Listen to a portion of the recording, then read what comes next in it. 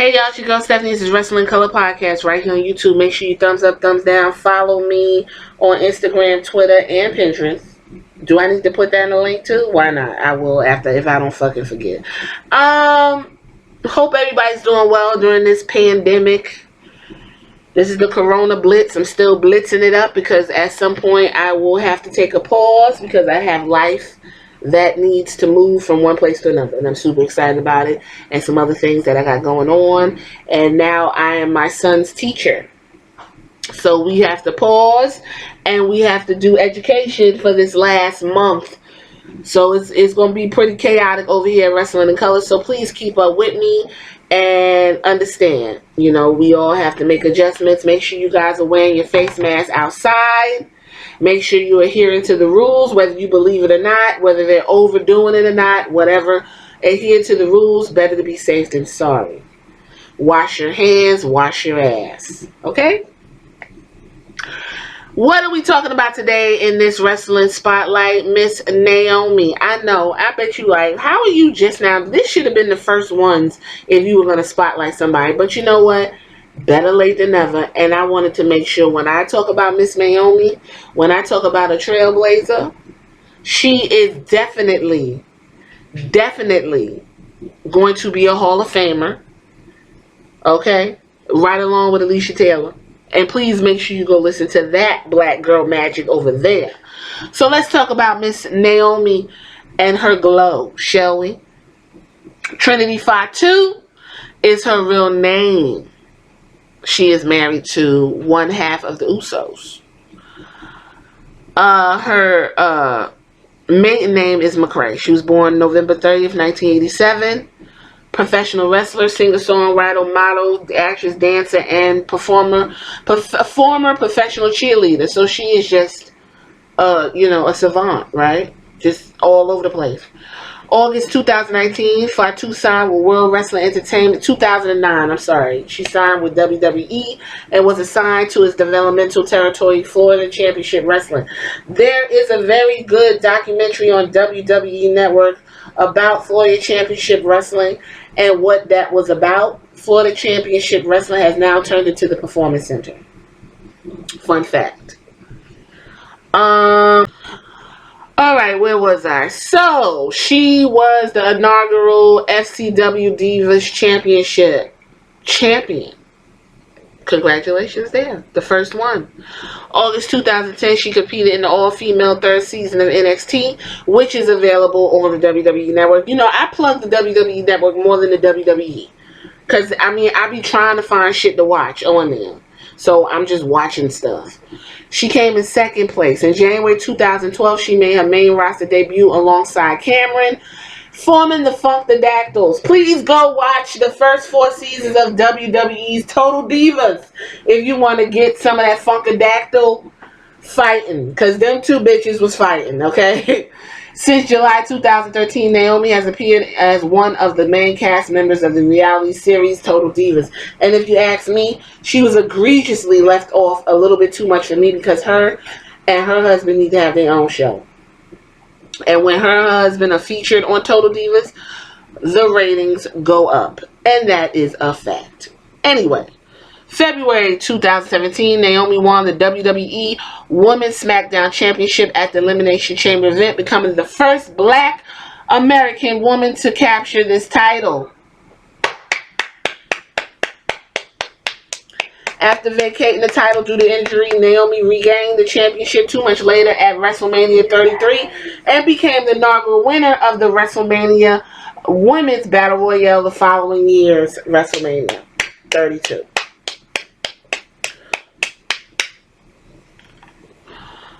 She was born in Sanford, Florida. Like I said, she was a cheerleader for the Orlando Magic basketball team franchise from mid-2007 to 2009. She starred as a background dancer for Flo Rida. So she traveled because Flo Rida is fucking popular for whatever reason. Like I said, she was in the developmental territories from 2009 to 2011. She made her in-ring debut in October, where she and Axel Riley lost to AJ Lee and Brett DiBiase in a mixed tag team match. She was on TV, FCW TV. Now, you didn't see her on the main because FCW is a Florida base, so they kept their television to that territory. So she does have television experience, just on a smaller scale through the developmental. Naomi completed the match against Lee, where both the Queen of FCW title and the FCW Divas Championship were on the line, which ended in a double countout. On August 31st episode of NXT, it was announced that Naomi will be part of the all-female third season, with Kelly Kelly as her pro. Naomi debuted on the September episode of NXT, where she teamed with Kelly to face fellow rookie Maxine and Alicia Fox in a winning effort after Naomi pinned Maxine. On September 21st episode of NXT, she teamed with Kelly and Jamie Keys, defeating Layla, Michelle McCool, and Caitlyn. You know, go back and watch this stuff. It's some gems. When you see where they're at and where they come from, it's really cool. On January 23rd, 2011, Naomi dropped the championship to AJ Lee, the FCW on an FCW show. Excuse me. The Funkadactyls ran from 2012 to 2014. She made her first main roster debut on January 9th, 2012 on an episode of Raw. Cameron and her were valets for Brodus Clay, and the duo was dubbed the Funkadactyls. On the TLC pre-show, December 16th, Naomi scored a victory in a Santa Zul Helper Battle Royale match against the Divas champion Eve. Later that night, she was defeated by Eve.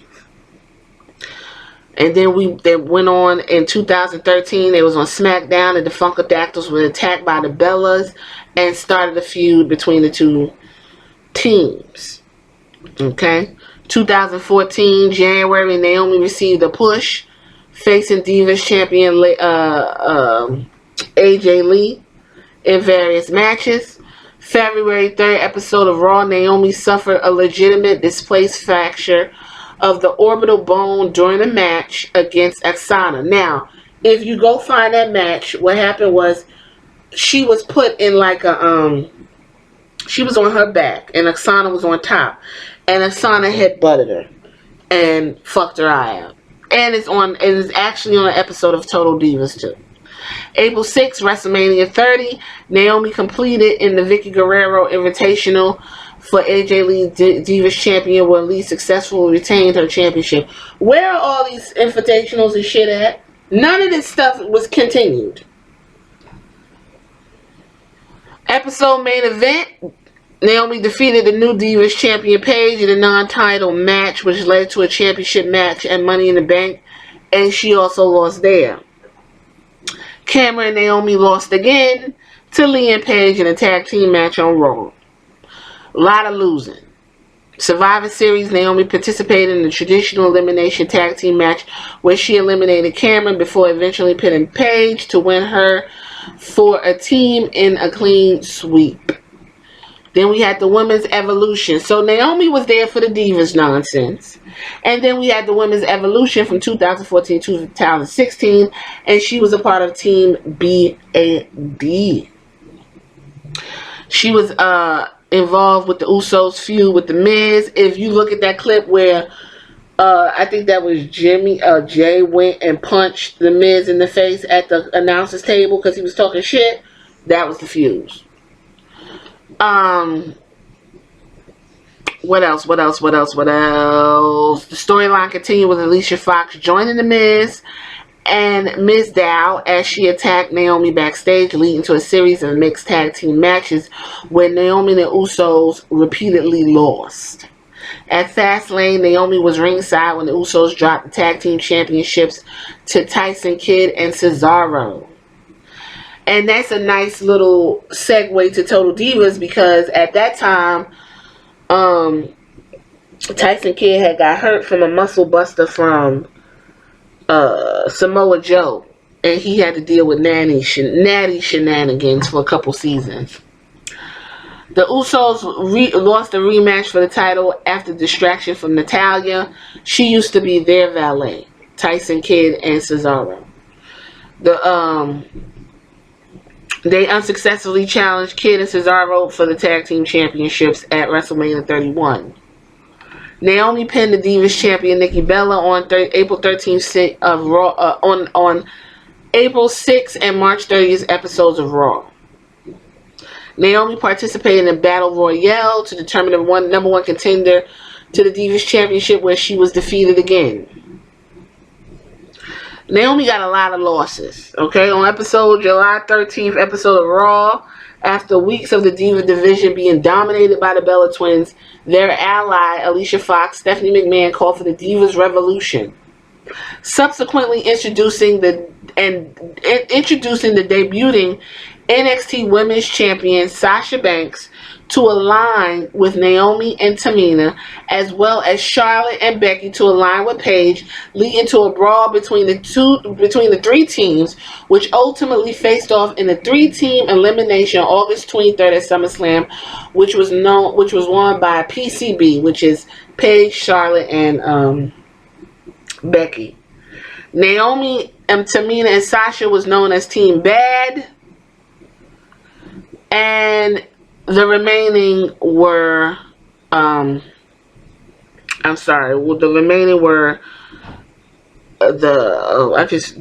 Bellas and Alicia Fox. Now, if you look at any of the pro wrestling list, they always list this feud between these three as the worst feuds for each of these women's careers. Okay, just wanted you to know. WrestleMania pre-show, 32 pre-show, Naomi Tamina teamed up with Lana, Emma, and Summer Rae in a 10 tag team Divas match, which was terrible if you want to go watch that. SmackDown Women's Champion, she won it, first black woman to do it, black American specifically, and she had to drop it because she hurt herself. Then she won it again, and she really didn't have a really good run with it. I'm just going to be completely honest. I think Naomi deserves a run with the belt longer than, a month or two. For real, honestly. So, from 2018 to present, she's been in various storylines, been thrown everywhere. She's been on hiatus for a few months after her husband was caught drunk driving. They had some incidents. She said she hurt herself. She needed time to take away. And she will be on one of either Saturday or Sundays where the WrestleMania weekend, WrestleMania 36, where she be going up in a 5-woman fight for the SmackDown Women's Championship. So, I'm still shocked that she got pinned twice in one night by Alexa Bliss. I'm never going to get over that. I was just like, oh my God, this is ridiculous. Other media, Naomi has been a main cast member on Total Divas. She released her first single entitled Dance All Night in 2014. In 2004, she announced she would not be a part of the second half of season 3 that aired July 15th to March 15th of Total Divas. On 2015, a press release stated that she would be returning as a main cast member for season 4. However, she revealed on her Twitter account that she would not be returning for the show's 5th season. It was confirmed Naomi was set to return as a main cast member for the 6th season. So she's all about Total Divas. She dropped a single. She made her in-ring debut in WWE 13 as a non-playable character along her then tag team partner Cameron, appearing during Brodus and Clay's entrance and winning celebration. As well as WWE's 2K14, she later appeared as a playable character in 2K15, 16, 17, 18, 19, and the terrible infamous 20. Oh no, yes. Whichever one has Becky and Roman Reigns on it, which is really sad.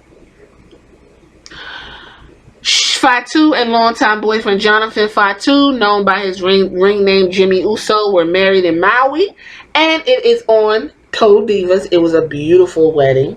Very beautiful wedding. Through their marriage, she is a member of the Anoa'i family, a renowned Samoan American wrestling dynasty.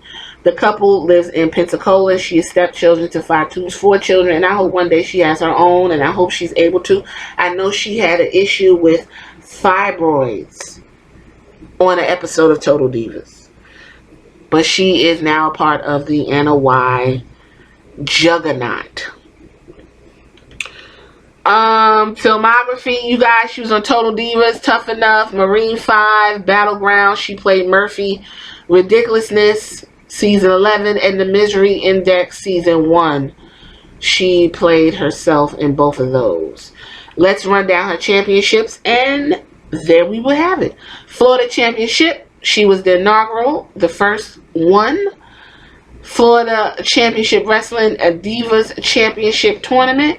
Pro Wrestling Illustrated ranked her number 7 in 2015. Wrestling Observer Newsletter, my worst feud of the year. I told y'all each one of them, they call that worst match of the year, was the Tag Team Elimination Survivor Series.